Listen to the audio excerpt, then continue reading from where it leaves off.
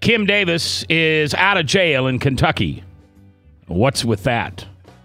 We're going to talk about it. That and the presidential race.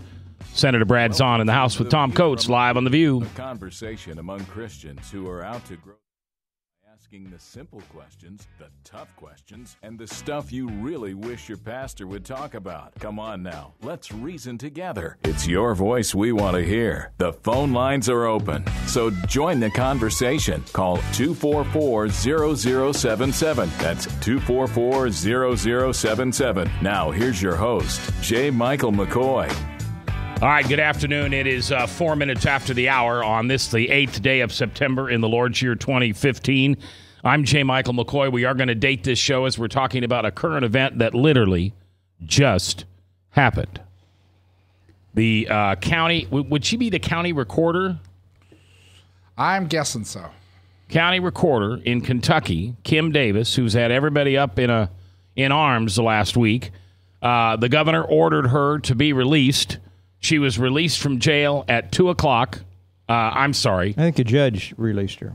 The judge that had sentenced her ordered she be released. It wasn't the governor said he wouldn't get involved. Oh, really? Yeah, it was the same judge that sentenced her, ordered her released.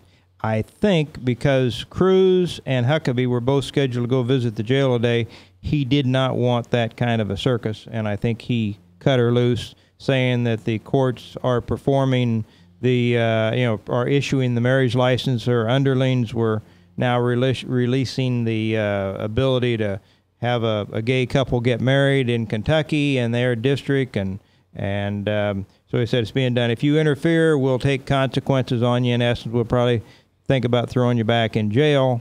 But it was the same judge that sentenced her to jail that released her. I don't remember the man's name now. Okay. But also, I found out that she's a Democrat. I had heard that she was a Christian, a Democrat, which I guess to some people seems like a bit of a contradiction. Yeah, it does to me. She's only been a Christian for a few years, Mac, and this is what the media initially went back and dug up the woman's background and her in fact, she'd been married 4 times and, all of these kinds of things. But she'd only been a Christian a few years, and they wanted to hold her to a Christian standard back when she wasn't a Christian. So I'm not defending everything that she did or in the past or even how she did this, but it does raise the issue that you and I have talked about with our guests before, and I'm sure you want to talk about it with Brad, and that isn't so much the gay marriage issue as much as it is the rights of Christian businessmen, businesswomen, people of conscience in our society to be able to act on that conscience, or whether they're going to be bullied. This woman was bullied. We had the couple that you've interviewed up in Grimes. Dick and Betty. Bullied. We've had them around the country that have been bullied and made examples of. And once you see that played out, do you really want that visited upon you, or are you going to shut up and keep your opinions to yourself and be intimidated into not expressing your religious freedom, which is really more to the Constitution? They talk about the rights of the religious in our society and keeping that protected against the oppression of the state.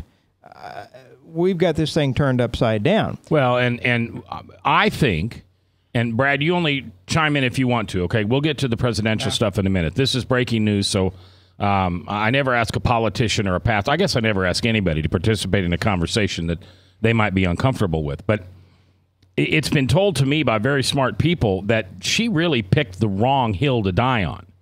The hill she should have chosen to die on was... They're breaking the Kentucky law. The Kentucky law and Constitution, and that's what she swore she'd uphold. And then too many of our politicians, even our Republicans, Trump acquiesced the other day. Others have acquiesced that this is now the law of the land. And yet we could ask Brad. I mean, the courts are not supposed to make law. They're supposed to interpret the existing laws. I see him shaking his head. And that's where we're getting off. Now, Huckabee was recently, just over the weekend, interviewed by Stephanopoulos. And Stephanopoulos came loaded for bear. He thought he was going to be able to really nail Huckabee down, but Huckabee showed his merit. And he said no. He said, if you were right, he said then we'd have Abe Lincoln in jail, because Abe Lincoln ignored and disregarded Dred Scott, which was a Supreme Court decision. In your dictionary, then that's the law of the land, and he should never have gone against Dred Scott. And yet it was an incorrect decision. It was the court making law, and this is the same thing. The court is making law, disregarding thousands of years of human history. Well, I mean, I don't get that about government. If we've got a law and it says this is what you can and can't do, and somebody goes out and says, I'm going to do something different, I don't know why there's a state patrolman not arresting the judges for making law. Well, and of course the Democrats do it selectively. You know, Obama ignores or disregards laws he doesn't like, and even before this, he's done that. Now, I would think that that the Republicans could very well get up on their hind legs, controlling the House and Senate, and put in legislation that reinforced DOMA, which is a law that Barack Obama and some of his ilk ignored in the first place, the Defense of Marriage Act on a federal level. They ignored that, and now we've got the Supreme Court making law. Now, Brad, I don't want to get into personal issues, but you as a legislator, I saw you shaking your head when I said the courts, the activist judges are not to be making law, and yet if we stand back and do nothing, then we have acquiesced to that position, have we not? I certainly am disappointed in the courts. It's judicial activism at its best, which they've got a record of doing that recently with many other rulings. I think that the mistake that was made with Kim Davis was that we all, as elected officials, have to, obviously when we're sworn in, we are sworn in by the Constitution of the United States and the Constitution of the state of Iowa, if you're from Iowa.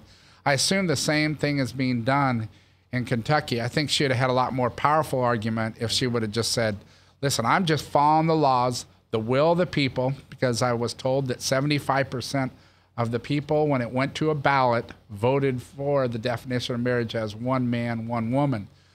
So I think that's unfortunate. The other thing that's unfortunate, she should have never went to jail to start with. Right. I don't think that she should have went to jail. I certainly know Dick and Betty very well. I have my forums at their restaurant. They're about the nicest, sweetest, greatest people. And of course, the couple came in there. I personally think it was a setup. Yes, it was. I believe it was. And of course, I do believe that that a business owner should have the freedom to do, to provide the services based on their religious beliefs. And I think that's the next big argument that's going to happen, where they come into the churches. Personally, I believe that government should not be in the marriage business. It's all about creating bureaucracy, which now we've got a recorder, and then taking in license fees. I believe that a marriage is an institution that obviously is defined and approved in a church setting or with a pastor. And I think that decision should be made up to the churches and get the government out of the marriage business. Because it's just for the money, right? Well, I assume that the licensing years ago when they did this was all about generating license fees. The other thing I was going to tell you is we now have proof that it was a setup. The two young men that came to the Gort's house had on file a certificate of marriage in Polk County. So they were already married in Polk County, Iowa, when they went and said, can we have our wedding here? Yeah. And we know their names, and I can't, what's the name of the Beckett Fund? The Beckett Fund is the law firm out of Washington that helped out Dick and Betty. They did the research on that, and I have it written down somewhere, but they're on Facebook. I've checked. They're married. Yeah. They were married before they ever went into the church. Unfortunately, it's individuals, groups like Soros that fund some of this activism. But they have done such a good job, guys, of indoctrinating our kids through the public school systems in the last generation. Yeah. That the younger people, they don't understand the kind of qualms and moral concerns that the older generation uniformly shared. I'll tell you how bad it's gotten. In my own community in Norwalk, today is a school board election, and on the front page, they have 4 candidates running for 3 open seats. Well, one of them is a woman that is married to the gal that is the new middle school principal. She's a woman. So here you've got these 2 gals that are married, and you've got the conflict of interest that absolutely that she is on the school board, going to be overseeing the administration of where her spouse is. To say nothing, the fact that they're a pair of lesbians that are married. Now, you think if the activism isn't enough in the schools already, they're going to get into the school board, and you're going to ramp it up even more. I mean, I'm hearing stories from some of these kids that voice concerns because they've got it through their churches or their families. I don't think this is okay. Well, they are being intimidated and beat up, verbally and otherwise, in some of these public schools when they express what we would have thought a generation ago was traditional morality. It's gone from modest coercion and indoctrination into very oppressive intimidation on the part of those that are gaining power quickly. Now, guys, only 2% of the population are gay and lesbian in this country by most numbers that have been taken in recent years. It means about 6 to 7 million of our population, of this over 300 million population in America, is gay and lesbian. And yet they have such a disproportional amount of influence in our society today that it isn't funny. And even the discussion that we are now having, I'm not so sure if in a few years we couldn't be considered guilty of hate speech. Oh, yeah. And some charges taken out on us. So I guess we better hurry up and say it while we can. Well, okay. First of all, what's going on in Norwalk, I hope the voters will figure out that there's a conflict of interest here, okay? Forget about the sexual orientation. Right. I mean, that is bad. But I see that down at the Capitol.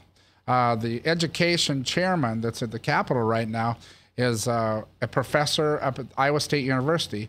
But when we vote on our regents, he obviously makes a recommendation to the whole body to vote him up or don't vote for the individual we've done. I think that's a total, really, certainly conflict of interest as well, not to mention how many teachers, which are great people, hardworking, we're the best teachers in the United States here in Iowa, but there's a lot of them that are legislators that are actually voting on their pay, you know, where we as business people have to be very careful about any kind of a conflict of interest that we have. But certainly we have a lot of problems. I actually think that we could sit down and if you could go through history and figure out the strategy in regards to the gay movement in the United States, we could learn a lot because they've been very successful. And like you said, 2% of the population has really changed the way marriage is defined in the United States. Anyway. All right, we're going to take a break in about a minute and a half, and then I want to get off this subject. But you don't have to defend yourself, but I want to correct you with my own personal belief. Okay. It is not 2% or 3%. It is the devil. Oh, okay. It is the devil pushing sin upon us and pushing God out of the government. And that we don't have to say anymore. That's happening everywhere in government. Yep, I know. I mean, I was just talking to a new neighbor that moved in across the street. And I'm a neighborly kind of guy when I get a chance to be a good neighbor. And he has listened to me for years. Doesn't necessarily agree, which was nice he made that clear before he moved in, because now I can get him axed out. But no, I'm not. But one of the things we both agreed with, because we're both Christian, is that we really do have to unpack and find out where some of this is coming from. And it's his belief, and I think I believe the same thing. There's good versus evil, and that's it. There's good and evil. And if God's not all over it, then the accuser's got some piece in it. And most of them aren't forward-thinking enough and self-revealing enough, Mac, to accept what you're saying. I did hear on a call-in show the other day, a national one, a woman who's been a lesbian activist for decades. She was actually calling in to say, nya, nya, nya, nya, nya, nya. Yeah. We've torn down your Christian America, and we have supplanted with our secular, anything goes America. Our accuser, devilish, evil, sinful nature. Well, the bigger picture, what we got to watch is Christianity is being attacked. Yeah. All right, let's come back. Let's talk politics. Who's on top, who's not, who's on their way. We'll be back live here on The View. From the RE/MAX Real Estate Concept Studios, this is Webcast One Live. Hi, I'm J. Michael McCoy, and about 20 years ago, I went to a used car salesman by the name of John Hewitt. He had a little shop over there on North 2nd Avenue called John's Auto Sales, and I bought a car. I found that experience to be one that I had never had before from a used car salesman. He was honest, he was dependable, he had integrity, and he did what he said he was going to do. Well, over the years, between my kids and grandkids, I purchased 7 vehicles from John's Auto Sales. And last month, I asked him to be a sponsor. I can tell you about their huge selection. I can tell you about their years of experience. I can tell you about their honest integrity. But all I really need to tell you is that I bought 7 cars, and you can trust them. John's Auto Sales, 5435 2nd Avenue, Des Moines. You need a good ride when you hit the trail. Trust the man with the cars, and he goes by the name of Big John. Big John. Big John.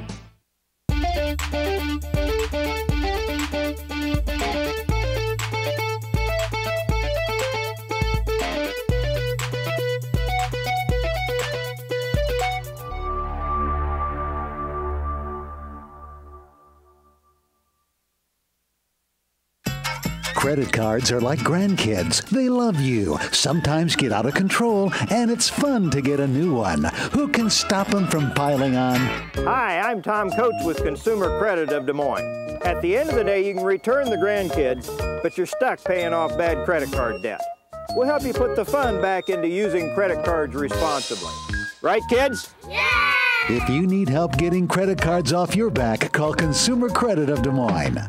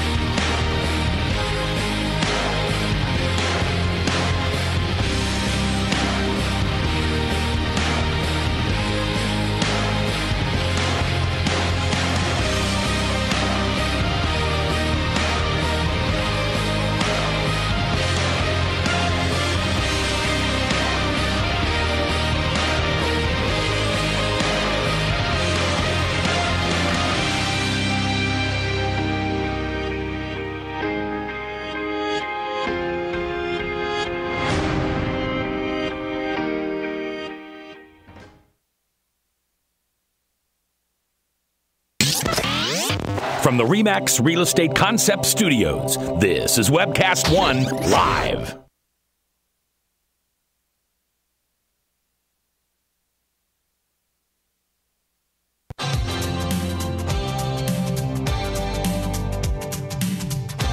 If you sit in the back pew or the front pew, it's your voice we want to hear.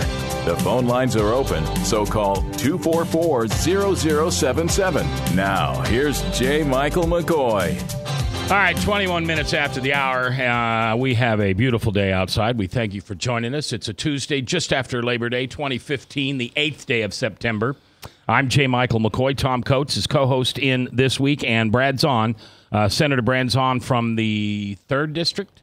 No, I'm that's thinking what I tried to Congress. get. No, I'm thinking Congress. Senate 20, Senate District 20. 20. All right, I'm sorry. Yeah, he ran probably the most heated race for the for that seat that we've seen done in a long time. Yeah, that was that for the House seat that David Young now holds. Yep. You were the top popular vote getter. Mm-hmm. Went into conference. Had how many ballots did it finally take to decide this thing? 3. No. I mean, it was a total of 500 delegates, 500 some delegates, and I lost by 60 in the last. There was 5 different ballots. I won all 5 ballots. Yeah. The last one I lost by 60. Yeah, I mean, that was... It's fine. God wanted me home for my son's senior year. Quite a run. So, are you backing a presidential candidate? I am. I'm helping out Governor Scott Walker from Wisconsin. Okay, so let's just get that out there so everybody knows. I want that disclosed. Yep.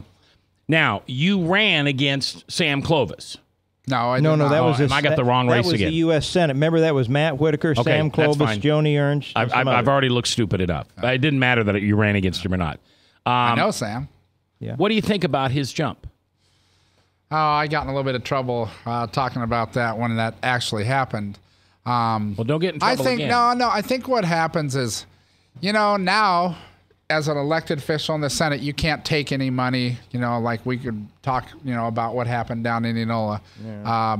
But I think that this, and even when I could have taken money, when Romney first ran, they were throwing money around, asking people to be a paid consultant, pay you $750 a month. It really is just to buy your endorsement. I think that when you accept money, it takes away the genuineness of an endorsement. Yeah. Now, I'm not here to judge Sam. He obviously didn't break any laws or anything like that.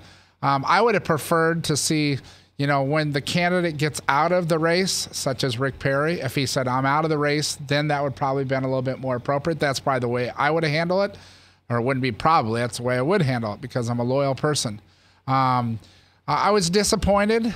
But that's his business, and you know, and between him and Trump and whatever. So, let's make clear: Sam is not an elected official, correct? And he was being paid by the Perry campaign, which is, by all accounts, out of money, and it's probably on the way out. Right. He saw the ship was sinking, and they quit writing him checks. And Sam's been on the show. I think we all like Sam. Yeah. Well, my 2 cents is I think Sam did exactly what he should have done. Yeah, well, Craig I mean, if you're a smart guy in politics, you're looking down the road, Rick Perry's not going to be around. Another guy comes and offers you a job. I don't want to be unemployed. I'm going to where the money is. And he's got to believe in who he is. But to recognize, I don't know what his role is with a campaign. Obviously, I've run for offices. You have to pay people to get a lot of the work done. If that's the case, then I could possibly be wrong. I was just disappointed the way it was all handled. I get behind a candidate, I'm there for the long haul. If Rick Perry does get out of the race, that would have been a more appropriate time. I certainly know that probably was devastating to Governor Perry. I know Governor Perry is a great guy. Yeah, he is. So anyway, there's a lot of candidates in the field. This is natural. There's going to be candidates that are going to fold up their camps. And let me tell you this, Brad. We had Sam on the show 6 weeks ago or so, and he sat in that chair. And off the air, I asked him about, because there have been some of the comments that Donald Trump had made about McCain and some of these things after the Ames. You were up there at Ames, and you know the comments that were made. And I was fearful that Donald Trump might try to run a third-party candidacy. Since then, of course, last week he signed the pledge that he would not. But that was my fear at that point. And what Sam told me was, he said, I've met with Donald Trump a few times, that I've looked at him.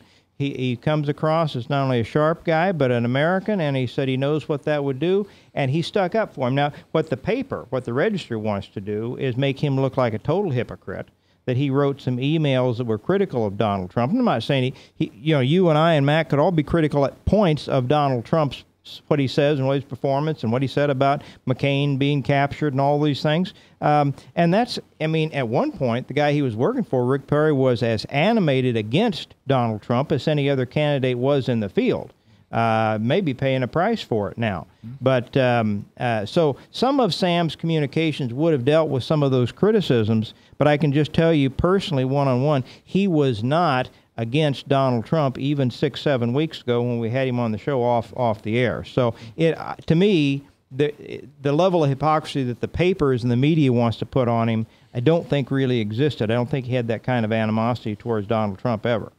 Well, you just gave an example of why I don't read the Des Moines Register. I don't ever believe most of these big newspapers and the mainstream media. I don't go, listen, it's Sam's decision.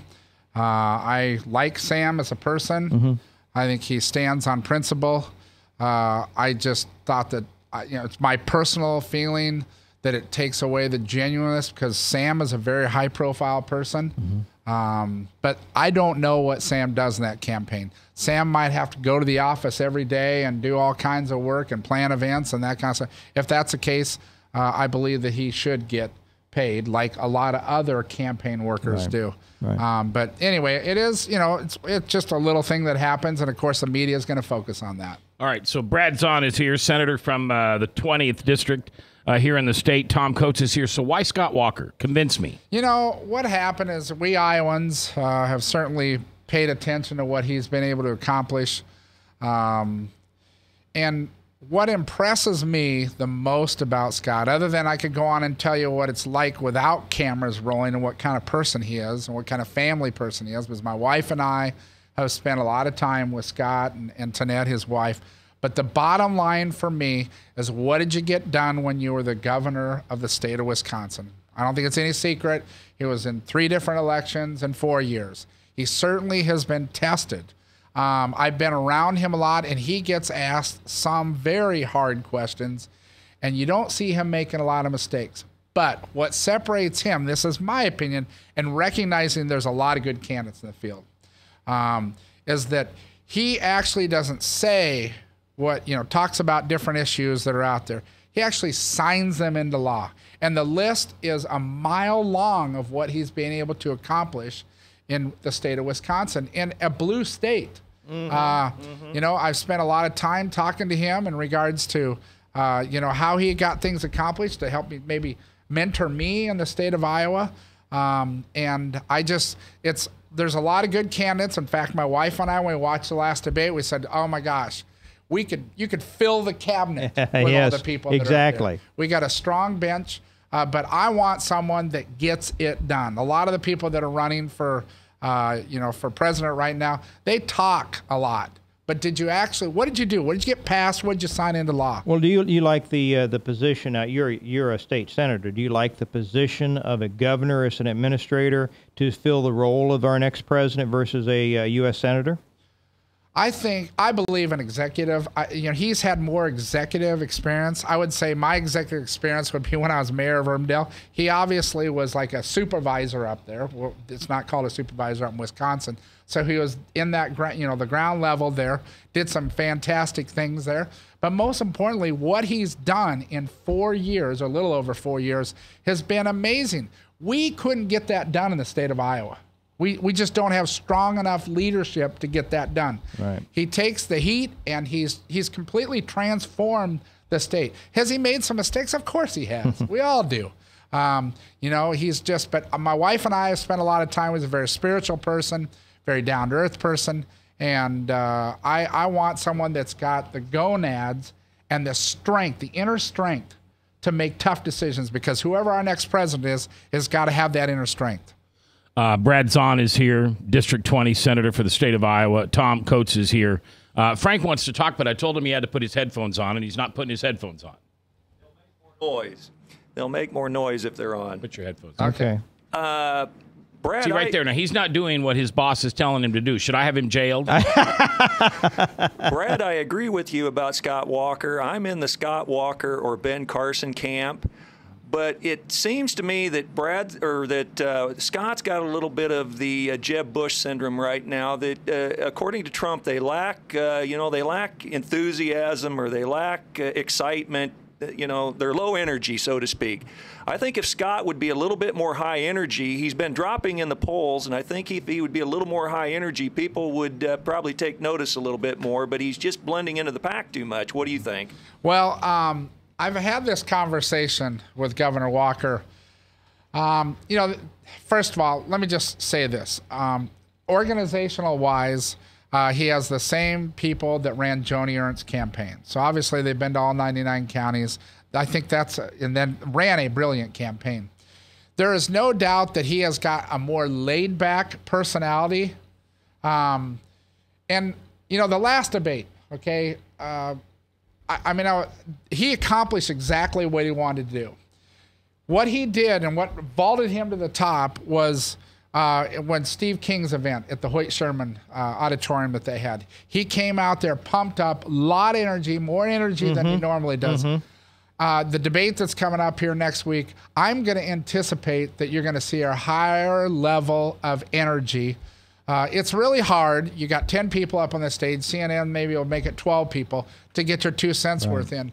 I want him, and what I've told him is, talk about what you've done, what you've signed into law. Talk about you've taken the unions on and some of the other school choice. I mean, the voter ID, defunding Planned Parenthood. The list just goes on and on. Talk about what you've been able to accomplish. I think a lot of Republicans, general public, not at all almost, but even a lot of the Republicans do not know what he was able to accomplish up in Wisconsin. I guess we as a neighboring state, maybe those of us that follow some of these things a little closer do. But I think you're right. I think if he doesn't hurry up, because it is very difficult. I think Frank hit on a good thing.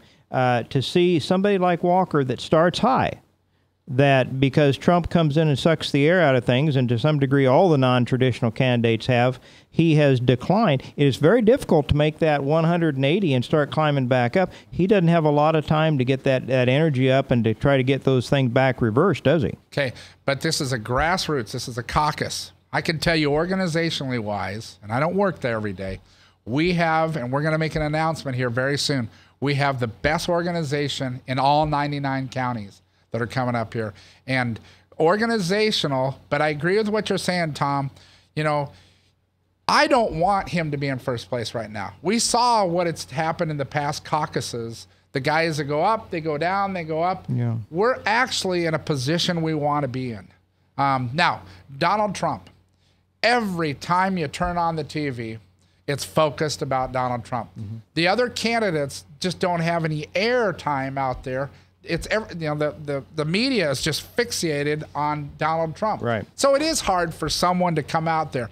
But Frank is right. I mean, we want someone. We know that he's got leadership abilities. He's had all kinds of death threats. I mean, I can tell you when I'm with him, you cannot imagine the amount of security that we have with us that you don't even see. And so, you know, he's a strong person. He's a very spiritual person. And he says something and follows through with it. I want someone like that. I want someone with more executive experience, and that's not being disrespectful to any of the other candidates that are there. I appreciate that, though. All right, we're about on a break. We'll take our second break and come back. And very good. You know Scott Walker well. I'm glad to see you know him so well, because I'm sure now Brad will get him in the studio for us. I've already got that request in. That was a trick. That was a trick on Brad. Okay. Let's talk about the 300,000-pound gorilla in the room, Hillary, next. From the RE/MAX Real Estate Concept Studios, this is Webcast One Live. I'm Brian Leach, owner of Service Legends, and my position is Chief Talent Officer. I'm Nicholas Wonderscheid. I am Bernie Hobbs. And I'm the Service Manager. Marketing Director and Client Relations Manager. Everything that we do is about ensuring that we exceed your expectations. Our clients are important to us. 100% satisfaction. We're not just focused on heating and cooling. That's the easiest part of our job, actually, is fixing furnaces and air conditioners. Everyone that we come in touch with, we want to improve lives. Bottom line is, we've got our installation guarantees, 25% energy savings guarantee, comfort guarantee, temperature selection guarantee, property protection guarantee. 100% satisfaction guaranteed, fixed rate or it's free. All of those guarantees are backed up with a 100% money back guarantee to hold ourselves accountable to making sure that you get what you're after. Just fixing the problem today. If they have another problem 5 days down the road, it's still fixed rate or it's free. We use what's called straightforward pricing. Our technicians are going to give you an exact to-the-penny price on what it's going to take before they move forward with any repair. That way you know what to expect. It's the same price every day. No surprises. If you get off work at 5 o'clock in the afternoon, you come home, you realize that, oh, my furnace is broken. Now you need to call somebody out that night. You shouldn't have to pay more for that. We're guaranteeing service 24/7. We run afternoons, evenings, nights, weekends. We're staffed to work that. Phone rings at 3 in the morning. You'll get one of our representatives answering the phone every time. We're not sending you out to Timbuktu in some call center. It's our Service Legend team members, our mission control team. I'll take a call anytime. And then they answer the phones the same way during the day as they do at night. It's a great day at your service company. How can we make you smile? That's the only way to provide true 24-hour service. When you're able to let somebody actually live in their home safely when they weren't able to do that before, where they don't have to stay up at night and worry about, is the heat going to come back on? Are we going to freeze the pipes? Is the baby in the room next door going to be sick because they got too cold? When you're able to help somebody overcome challenges like that, that's impacting a life. That makes a difference. I get goosebumps thinking about it. I love the team. I love the people that I work with. We have fun, but we work hard. I call them my ambassadors of legendary service. If you could just envision what that is, that's who we're sending to your home. They literally will call in, pick up the phone and call and say, hey, I want to talk to your manager. And I get on the phone, they're like, that technician that was at my house was the greatest technician ever. That's cool to me. We want to brighten people's days. Every person that we have going into the house has gone through an extensive background check. Drug testing, we have a very thorough interview process that 1 out of 140 people make it through. If we promise you something, that's what you're going to get, no matter what. We're here when you need us to protect the safety and comfort of your family.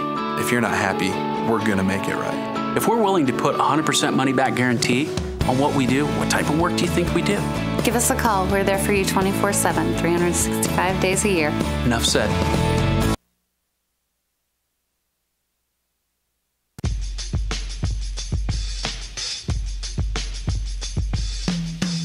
If you sit in the back pew or the front pew, it's your voice we want to hear.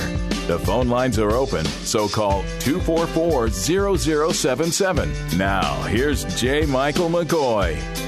22 minutes before the top of the hour, Salem Radio Network News at the top, and then at 3:03, the Steve Deace back in Afternoon Drive in his home market right here on The Truth, 99.3. Kim Davis has been released from jail. Pastor Mike Damascus from Fort Des Moines Christian Church is there on the ground with the rally. He'll be on tomorrow with Pastor Todd Stiles, and we'll talk about the events in Kentucky tomorrow live here on 99.3 The Truth. All right, Brad, let's talk about a candidate we're all comfortable bashing or bringing up the truth, depending on what side you're on, Hillary Clinton. The reports now, and I think these have been legitimized, I don't think this is urban legend anymore, that they hired someone, right, from within the federal department, the State Department, and paid them independently to manage this secret email account. Right, the same one that's now going to cite the fifth, so that they will not potentially incriminate themselves or perjure themselves, yes. Why isn't this enough for someone in the Democratic Party to say, Hillary, that's it. That's it. You know, there's an FBI investigation against you. If there was an FBI investigation against any Republican, he would never be allowed on stage again. Well, Mac, you know my prediction. I've been saying it for over a month. I'll hold with it, and I think I'm a lot closer today than I was when I made it. I think you are too. Have you heard his prediction? This is pretty good. I'm guessing she's not going to be the nominee. Yeah, that they're going to come knocking on her door. They're going to say, Hillary, we've got criminal investigation and indictments coming up against you. We want you to step down. We want you to support our man Joe. Our man Joe is going to be the candidate. You're going to support him. And then before we get out of office, we're going to give you a pardon.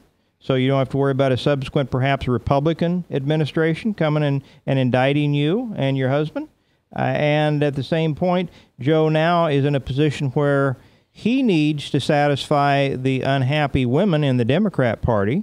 So he goes and he picks the Massachusetts Senator, Elizabeth Warren, as his running mate, who he's already had a meeting with. And it's Biden and Elizabeth Warren. He maybe serves one term, steps out, and gives her a shot at it. So that's been my prediction. I think I'm closer today than when I made it 5 weeks ago. I'd say that could easily happen. I'm praying for Hillary to be the nominee. Yeah, I kind of hope she is too. I agree with you, Brad. It's not what I want, just what I think is going to happen. You know Democrats better than any one of us in this room. Talk to me like I'm a 6-year-old. Why do they allow her shenanigans to continually represent them, the Democratic Party, on the highest level? Well, first of all, she's kind of the anointed one. She was supposed to be president 8 years ago, so she waited her turn. She got beat by President Obama, and she's always kind of been the anointed one. Democrats do that. You know, we don't do that in the Republican Party. I think she's. I mean, you can see polling and everything out there. No one trusts her. No one trusts the Clintons. Obama didn't trust her enough to make her number 2. Logically, she should have been the vice president, not Biden. But he wanted to keep her close enough so to keep an eye on her. That's why he made her Secretary of State. But he did not want to wind up, feet up in Fort Marcy Park. He wanted to make sure she was close enough to keep an eye on, but not number 2.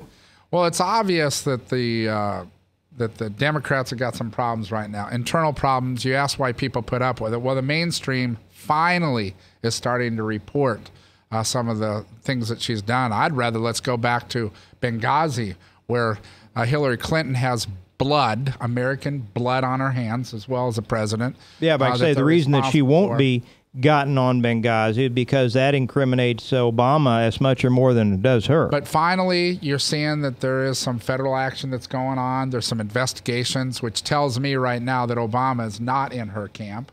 And it would not surprise me if your prediction comes true. if Biden and Elizabeth Warren are elected president and vice president, this country is, I truly believe we're at a point where we've got to have some strong conservative leaderships in Washington, D.C. to turn things around. And if we don't, we might lose the America that we all grew up in and know as of today. So, you know, Is there some unknown island we can conquer? Well, I assume there's probably somewhere you could go, but I still believe the United States is the best place to be and best opportunities and greatest country in the world. But, you know, like I said, there is people that are very loyal to her. I see a split. I think that the reason why I believe that Hillary, if she is a nominee, won't get elected is because she's missing one huge component that Barack Obama had, and that was the young people. And all those young people are with Bernie Sanders right now. Right. I mean, Bernie's he's a bigger socialist. threat. Bernie's a bigger threat to him than a Republican because he believes some of that stuff he's saying. Bernie's a nominee. I say it's good for Republicans as well.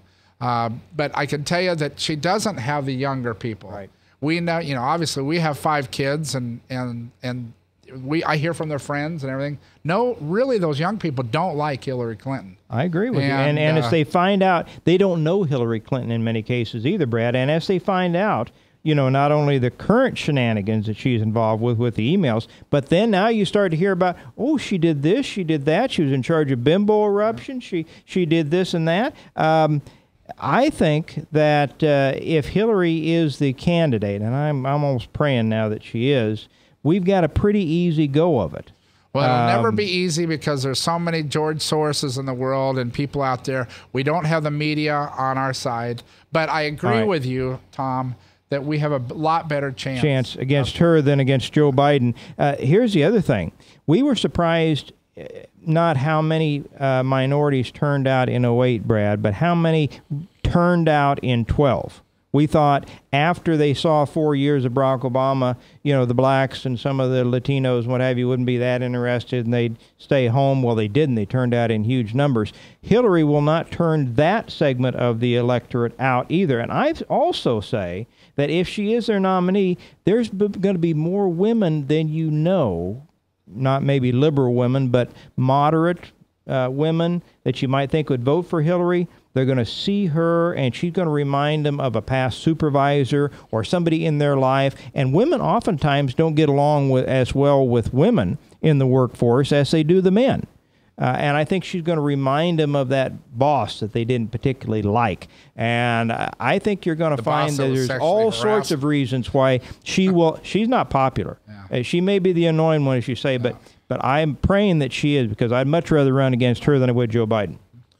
We're getting word in that former Hawkeye standout Tyler Sash has died from Oskaloosa. We have no details yet, but I think we can confirm this. The Associated Press just put it out at 34, so that's 12 minutes ago. So just so you know. Prayers with the Sash family. I've met Tyler at the Capitol.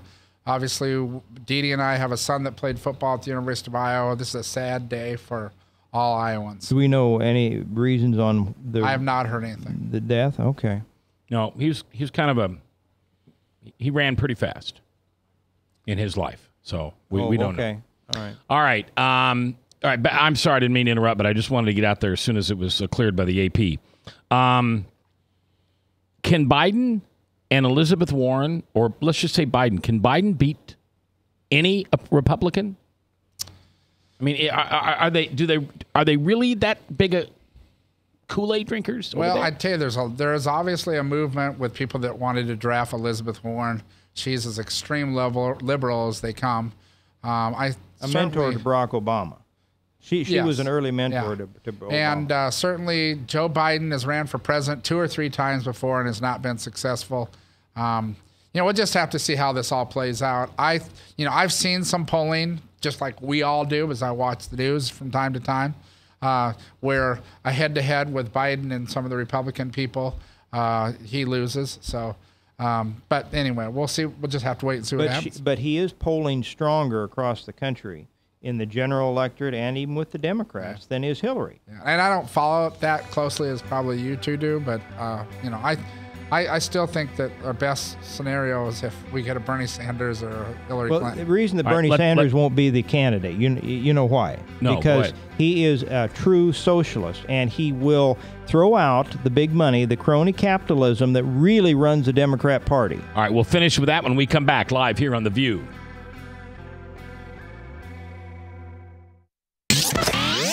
From the RE/MAX Real Estate Concept Studios, this is Webcast One Live.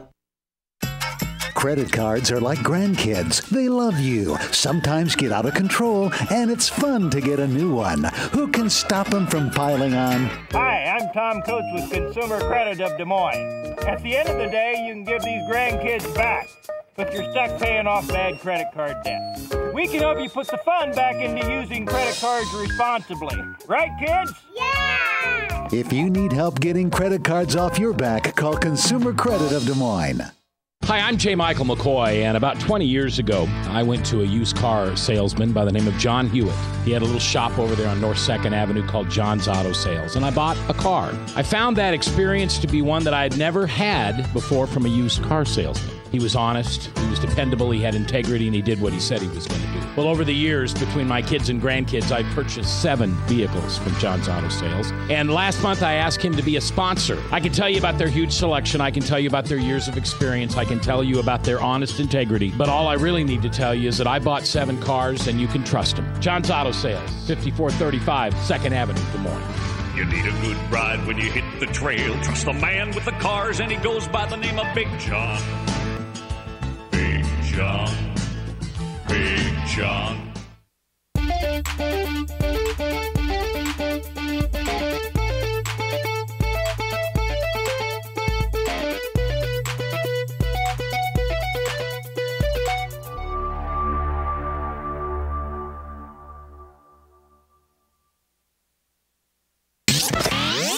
From the RE/MAX Real Estate Concept Studios, this is Webcast One Live.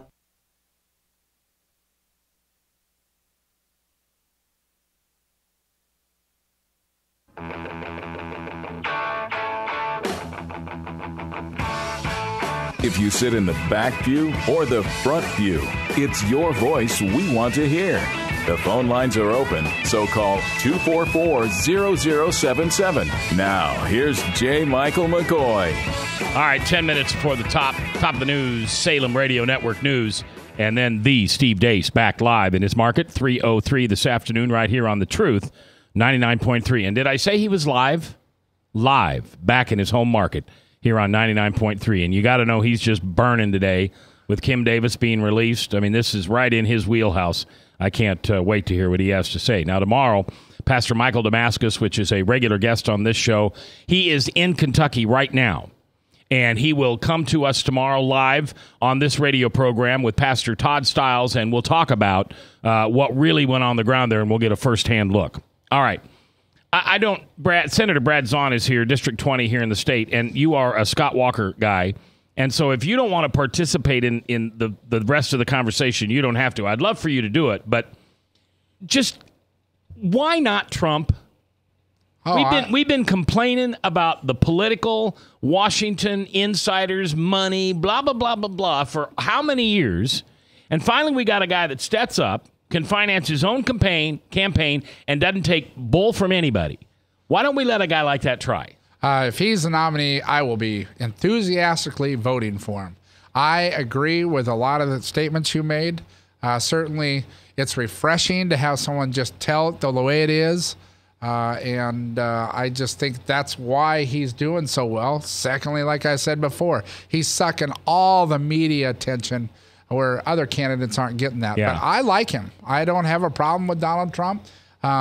My biggest concern is that this all sounds great, but can he get it done? Because we need someone out there that's very strong. That's another reason why I like Scott, that will do it. Follow through, forget what all the lobbyists say, do what's best for America. I agree that our system with our elected system with the millions and millions and millions of dollars that's spent through C4s and other quiet entities that don't have to report, I think is wrong. But I also believe that you should be able to write a check to the candidate as a freedom of speech. But I'll be behind whoever the nominee is. He's refreshing. I don't agree with everything he says, but there's no candidate out there that all of us agree on. Right. But certainly he's surprised a lot of people. My campaign person that ran my campaign when I ran for Congress is working for Donald Trump right now, and I hear a lot of things. I've met Donald Trump down at the Capitol. He's a very nice guy, very intelligent. You can't argue with the success he's had in business, and we'll just have to see how it all plays out. Yeah. Does it translate? I mean, I heard an analogy just today that rang a bell with me. And I remember how I felt when Arnold Schwarzenegger came out of acting. And there is an analogy there because that's where people know Donald Trump, from his Apprentice TV shows. He's become a media personality. Arnold Schwarzenegger was a huge box office star. He had an economics background. He said the right things. He looked like he would do just the right thing. He walked in, and he was the biggest disaster in the state of California as a governor, and he's almost ensured that Republicans, at least in our generation, are never going to win much out in the state of California again. Now, he wasn't really a conservative. He really didn't know how to govern, and he wasn't truly a conservative. Is that analogy appropriate when you're talking about Trump, who not that long ago was funding Hillary Clinton, inviting her and Bill to his daughter's wedding, who said up until a few years ago that he was actually pro-choice, made a transition a few years ago, we believe it or not. Is he really who we want him to be, or is he a little bit like Barack Obama was back in the 2008 election? Barack Obama, guys, you remember, was a blank slate. He didn't really define who he was. He let you define who he was, and everybody then invested themselves in him. I think much of that. Now, I will also say that if the Republican leadership in Washington, if the Boehners and the McConnells and the other people in the Republican leadership had really stood up, offered leadership, and direct, very aggressive opposition to the agenda of Barack Obama, who we all recognize as one of the most destructive individuals to ever come into power in this country. If they had done that, I don't think Donald Trump would have the following that he does today. He is a place marker for frustration in the Republican ranks. I've said this, and I'll continue to say it. And the independents. And the independents, for frustration with the establishment and their own leadership. If they had shown some real leadership and not just gone along with the establishment, we wouldn't have this Trump phenomenon to the degree that we have today. Now, you're happy he signed the pledge. Oh, yes. Oh, yeah, I think that's great that he signed the pledge. And here's the deal. I mean, he is like a movie star type. He's a celebrity type thing. I'm, like I said, I'll vote for him if he's the nominee. But most importantly, I mean, I'm not seeing all the endorsements. These are big crowds that are showing up. I believe in Iowans. We've done this before. We usually get it right when it comes to the organization. Iowans are smart enough that the stardom or whatever that's going on right now, they're going to pick the best candidate that will lead our country to change. And his themes of his campaign has resonated, and I give him more power to do it. Obviously, I think it's awesome that he doesn't have to take contributions. And certainly he's had success in business, and I'm not here to advocate for him, but I don't have a huge problem with him. All right, so here's the big question. Biggest question of the week. Are you ready? Yep. Hawkeyes or Cyclones? That is the easiest question in the world to ask me. It will be the Hawkeyes. Okay. I can tell you why. Because, like I mentioned before, we have a boy that played at the University of Iowa. Last year, they kind of took Iowa State for granted, just kind of showed up and didn't play that well, obviously, and Iowa State did win that game.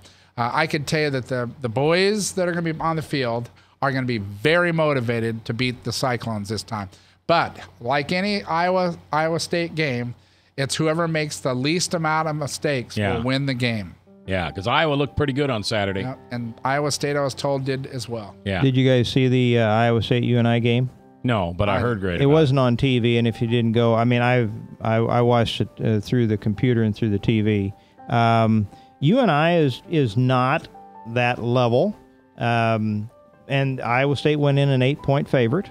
They wore them down the second half, and the defense, I think, is much improved from last year. They were an awful sorry team last year, And the offense, they've got a really good receiving crew, and Richardson is able to deliver that ball some. This kid from Urbandale, what's his name? Lazard. I mean, he's running back punts now. He's a legitimate star. Well, with all the liberalism and the activism going on right now in the country, I'm going to start a petition as a Nebraska fan that says a Mormon team can't throw a Hail Mary. I saw that. I didn't watch the whole. I watched the last play. I walked in. They can throw a Hail Joseph, but they can't. Something's wrong here. That's got to be a religious freedom, right? Throw me in jail, but that's just not right. Oh, you Cornhusker fans had to be ready to slit your wrist, didn't you? 29-year winning streak for opening day. Oh, my God. And it literally was with 1 second left. All right, I got to go. Bother me a bit. Brad, thanks for being here. Yep, Tom, thanks for being here. Frank's, thanks for producing. I'll see you tomorrow with Michael Damastis, who is there in Kentucky right now, along with Pastors Todd Stiles. I'll see you tomorrow. Until then, remember, please forgive, because as you forgive, you shall be forgiven. I'll see you in church.